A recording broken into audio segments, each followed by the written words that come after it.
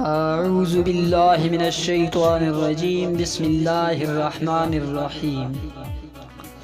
بیان کیا جاتا ہے کہ روم کے ایک جنگجو بہادر نے حضرت عمر رضی اللہ عنہ کے زمانے میں مسلمانوں کی ایک جماعت کو قید کر لیا اور شاہ روم سے بیان کیا کہ مسلمانوں میں ایک شخص نہایت قوی اور مہیب قسم کا انسان ہے جس کو دیکھ کر بھی خوف معلوم ہوتا ہے۔ یہ سن کر بادشاہ روم نے اس شخص کو دیکھنے کے لیے طلب کیا۔ اس زمانے کے دستور کے مطابق شاہ روم کے سامنے زنجیر لگی ہوئی ہوتی تھی، جس کی وجہ سے باہر سے آنے والے کو بادشاہ کے سامنے جھک کر آنا پڑتا تھا۔ جب اس مرد مومن نے زنجیر دیکھی اور معلوم ہوا کہ اس کے نیچے جھک کر آگے جانا ہوگا تو اس نے بادشاہ کے سامنے جانے سے انکار کر دیا۔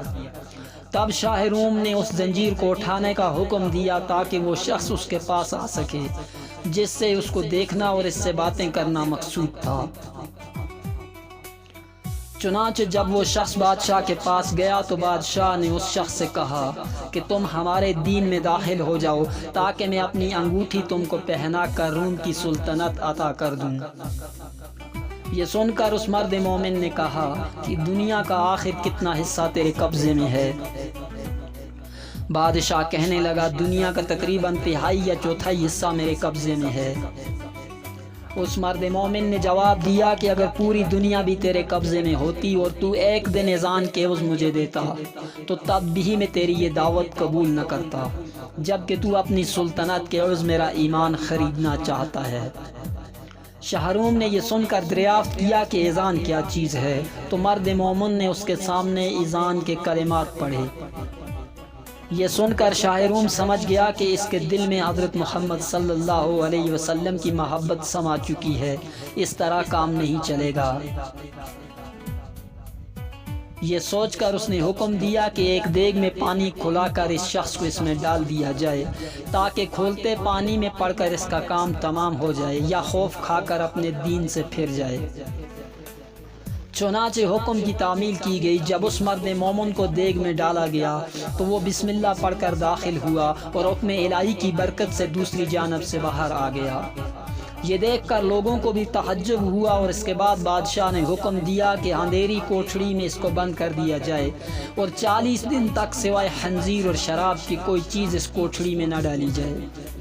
چنانچہ اس کی تعمیل کی گئی اور جب 40 روز کے بعد کوٹھڑی کھولی گئی تو لوگوں نے دیکھا کہ جو کچھ اس میں ڈالا گیا تھا اس میں سے مرد مومن نے کچھ بھی نہیں کھایا۔ تو دریافت کیا گیا آخر تو نے اس میں سے کیوں نہیں کھایا، حالانکہ شریعت محمدی میں ایسی ضرورت کے وقت اس کا استعمال جائز ہے۔ مرد مومن نے جواب دیا کہ اگر میں اس میں سے کچھ کھا لیتا تو تم کو خوشی ہوتی، میرا مقصد تو تم کو غصہ دلانا ہے۔ پھر بادشاہ اس سے کہنے لگا کہ اچھا اگر تو مجھے سجدہ کر لے تو میں تجھے اور تیرے ساتھیوں کو چھوڑ دوں گا۔ یہ سن کر مرد مومن نے جواب دیا کہ حضرت محمد صلی اللہ علیہ وسلم کے دین میں خدا کی سوا کسی کو سجدہ کرنا درست نہیں۔ اس کے بعد بادشاہ روم نے کہا اچھا پھر تم میرا ہاتھ چومو کہ میں تم کو اور تمہارے ساتھیوں کو رہا کر دوں۔ مرد مومن نے جواب دیا کہ ہاتھ کا بوسہ دینا صرف باپ، سلطان عادل اور استاد کے لیے جائز ہے، دوسرے کے لیے نہیں۔ پھر شاہ روم نے کہا کہ اچھا میری پیشانی کو بوسہ دو، تو اس پر مرد مومن نے جواب دیا کہ ہاں یہ ایک شرط کے ساتھ ممکن ہے۔ بادشاہ نے کہا جس طرح تم کو منظور ہو۔ پس مرد مومن نے اپنی آستین اس کی پیشانی پر رکھی اور اس کو چوم لیا اس نیت سے کہ میں اپنی آستین کو بوسہ دے رہا ہوں۔ اس کے بعد بادشاہ نے اس مرد مومن کو اس کے ساتھیوں کے ساتھ بہت سارا مال دے کر رہا کر دیا اور حضرت عمر رضی اللہ عنہ کو خط لکھا کہ اگر یہ شخص ہمارے شہر میں ہمارے دین پر ہوتا تو ہم اس کی پرستش کرتے۔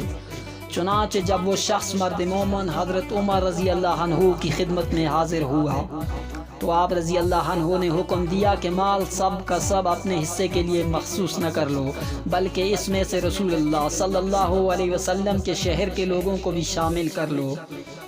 یہ سن کر مرد مومن نے اس کی تعمیل کی اور جو عطیہ یا نذرانہ اس کو ملا تھا اس میں سب لوگوں کو شریک کر لیا۔